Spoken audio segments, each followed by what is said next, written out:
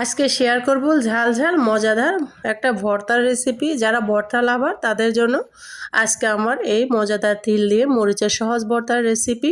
আসসালামু আলাইকুম বন্ধুরা, কেমন আছেন? আশা করি আল্লাহর রহমতে যে যেখানে আছেন সবাই অনেক বেশি ভালো আছেন। আলহামদুলিল্লাহ আমিও ভালো আছি।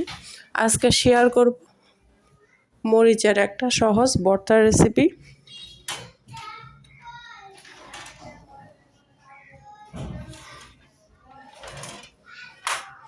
আশা করি অনেক বেশি ভালো লাগবে। তাই বন্ধুরা একটা লাইক দিয়ে সম্পূর্ণ ভিডিও দেখার অনুরোধ রইল। ভিডিওটা স্কিপ করবেন না, স্কিপ করলে বুঝতে পারবেন না আমি কিভাবে এই সহজ মজাদার ভর্তাটা বানিয়েছি। সেটার জন্য তিলটা নিয়েছি, মরিচ নিয়েছি। প্রথমে তিলটাকে শুকনো কড়াইয়ের মধ্যে ঢেলে নিতে হবে, অনবরত নেড়ে চেড়ে নেড়ে নিতে হবে, না হলে কিন্তু তলার মধ্যে লেগে যাবে। তো নাড়াচাড়া করে দিচ্ছি, দেখতে পারতেছ। তিলটা ভালো মতো নাড়া, বেশি কালার করব না, বেশি কালার করলে তিতো লাগবে। সেই জন্য আমি হালকা একটু তেলে উঠিয়ে নিচ্ছি। দেখে হয়তো বুঝতে পারতেছ, এইভাবে তোমরাও টেলে নিবা। যারা ভর্তা পছন্দ করো তারা কিন্তু আজকের এই ভর্তাটা দেখলে জিভে পানি চলে আসবে। তো তোমরা অবশ্যই বানিয়ে খাবা। আর বন্ধুরা, আমার চ্যানেলে যদি নতুন বন্ধু হয়ে থাকো, আমার চ্যানেলটা আমাকে ভালোবেসে সাবস্ক্রাইব করে রাখার অনুরোধ রইল। পাশে থাকা বেল বাটনটি অন করে দাও, যেন ভিডিও দেওয়ার সাথে সাথে নোটিফিকেশানটা পৌঁছে যায় সবার আগে। সবাইকে অসংখ্য ধন্যবাদ।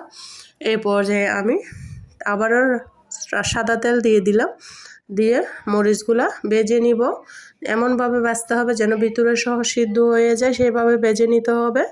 তো ভেজে নিচে দেখতে পারতেছো, খুবই মজা হয় এই ভর্তাটা। আমার চ্যানেলে কিন্তু অনেক সুন্দর সুন্দর নতুন নতুন ভর্তার ভিডিও আছে, তোমরা চাইলে আমার চ্যানেল থেকে ঘুরে আসতে পারো। তো আমি সহজ মরিচগুলো টেলে একটা বাটনাটা উঠিয়ে নিচ্ছি। তো বন্ধুরা, আমার চারপাশে একটু শব্দ হচ্ছে, সবাই একটু মানিয়ে নেবে। সবাই ক্ষমার দৃষ্টিতে দেখো, সবাই ভিডিওটা ফুল দেখতে থাকো, স্কিপ করবে না। স্কিপ করলে বুঝতেই পারবে না আমি কিভাবে বাটাবাটির ঝামেলা ছাড়া আজকের সহজ ঝাল ঝাল মরিচ ভর্তাটা বানিয়েছি। তারপর আমি মরিচগুলা তুলে এই পর্যায়ে রসুনটাকে লাল লাল করে ভেজে নিচ্ছি। তো রসুনটা আমার ভাজা হয়ে গিয়েছে, আমি উঠিয়ে নেব। দেখতে পারতেছ, খুবই মজাদার একটা ভর্তা বলতে পারো, একদম ইউনিক রেসিপি। তো আমি এখানে দিয়ে দিলাম। এ পর্যায়ে আমি পেঁয়াজ দিয়েছি, বেশি করে পেঁয়াজ দিতে হবে। আমি এখানে 3টা বড় সাইজের পেঁয়াজ দিয়েছি। পেঁয়াজ যত বেশি দিবা ভর্তাটা তত খেতে ভালো লাগবে। তো পেঁয়াজটাকেও আমি ভালো করে ভেজে নিচ্ছি। আর বন্ধুরা, কে কোথা থেকে আমার ভিডিওটা দেখতেছো অবশ্যই ছোট্ট একটা কমেন্টস করবে, তাহলে আমি তোমাদের সবাইকে ধন্যবাদ জানাতে পারবো। সবাইকে অসংখ্য ধন্যবাদ। আমার ছোট্ট চ্যানেল তোমাদের ভালোবাসা দিয়ে অনেক বড় হওয়ার জন্য সহযোগিতা করো। নতুন বন্ধু পুরাতন বন্ধু সবার জন্য অনেক অনেক বেশি ভালোবাসা। তো সবার সাথে থাকো, পাশেই থাকো, সম্পূর্ণ ভিডিও দেখতে থাকো। আমার চতুর্পাশে অনেক আওয়াজ আসতেছে, তো বন্ধুরা সবাই একটু মানিয়ে নিও। সবাই আমার চ্যানেলের সাথে থাকো। আর ভিডিওটা যদি কোথাও দেখতে দেখতে ভালো লাগে ফ্রেন্ডস এবং ফ্যামিলির মাঝে আমার ভিডিওটা শেয়ার করে দেওয়ার অনুরোধ রইল। তোমার একটা শেয়ার আমার অনেক প্রিয় আপু ভাইয়াদের কাজে আসবে। তো সবাইকে অসংখ্য ধন্যবাদ।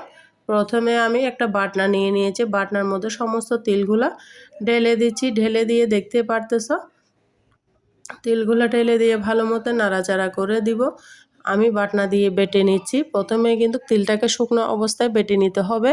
যখন আমি তিলগুলা পিছনে দিচ্ছি তখন যে সুন্দর একটা স্মেল এসেছিল বন্ধুরা, বলে বোঝাতে পারবো না।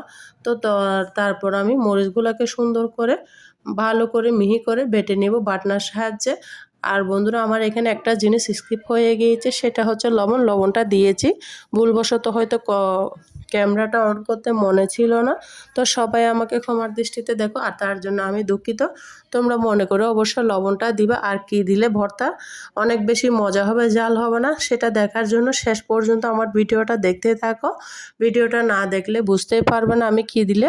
যারা ঝাল কম পছন্দ করো কিন্তু ভর্তা খেতে চাও মরিচের, কিভাবে খেলে ঝাল লাগবে না, তাদের জন্য আজকের আমার সহজ ভর্তার রেসিপি। তো আমি সুন্দর করে পিছনে দিয়ে পিষে নিচ্ছি, একদম ঝাঁকানাকা করে পিষে নিচ্ছি,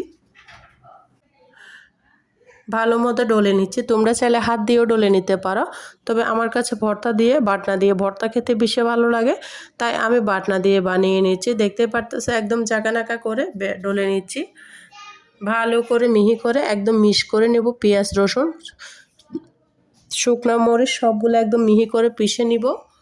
দেখো বন্ধুরা কতটা সফটলিভাবে আমি পিষে নিয়েছি। এ পর্যায়ে আমি চামচ দিয়ে সম্পূর্ণ ভর্তাগুলোকে গুলিয়ে নিব। আমি হাত ব্যবহার করি নাই, হাত দিয়ে ভর্তা করলে আমার হাতে জ্বালা পোড়া করে, অনেক সময় মুখের মধ্যে হাত লাগলে জ্বালা পোড়া করে।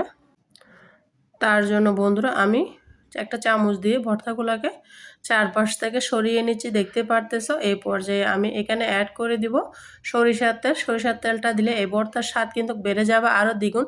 আর কি জিনিস ব্যবহার করলে অতিরিক্ত ঝাল হবে না সেটাও দেখিয়ে দেব। তাই বন্ধুরা আমার সাথে শেষ পর্যন্ত থাকার অনুরোধ রইল ভিডিওটা জুড়ে।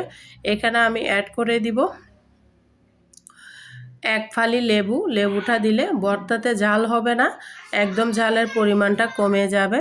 তো তোমরা এভাবে ভর্তা যারা ঝাল পছন্দ করো না তারা, আমি অতিরিক্ত ঝাল খেতে পারি না, পেট জ্বালা পোড়া করে, তাই আমি লেবুটা দিয়েছি যেন ঝাল না হয় তার জন্য।